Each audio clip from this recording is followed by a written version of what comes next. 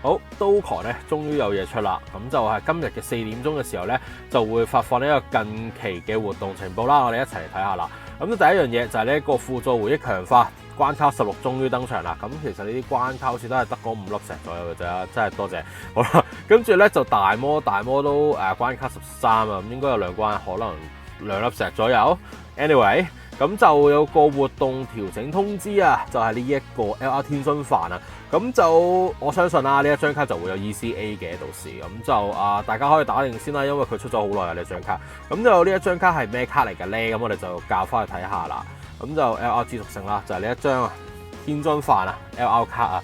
咁就其實都應該 OK 嘅，因為佢係一張免費卡嚟啦，係咯，話大家睇下。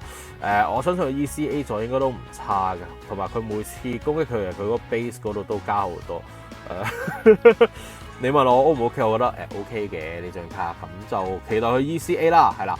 咁就喺啲咩關卡度打咧？就係呢一個啦，係啦，頂上呢啲啊，係啦，咁啊頂上啦，咁就要打717個嘅。咁啊當時咧我打咧。就係用呢一隊去打嘅，咁呢一隊咧就基本上因為頭先張天津飯係支屬性啦，咁所以咧就大家係可以拎一啲體屬性嘅卡去打嘅，係啦，都冇乜太大特別嘅。呢一隊大家可以參考下啦，係咯。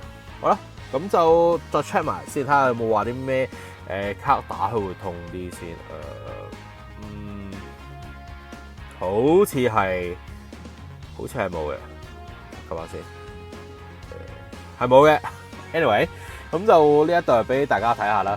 咁好啦，今次呢條片就嚟到呢一度啦，就近排啲片都少啊，因為真係都冇乜嘢出。咁就多謝大家睇到嚟呢一度啊，大家記得 share、comment、subscribe、share。咁我哋就下次再見啦，拜拜。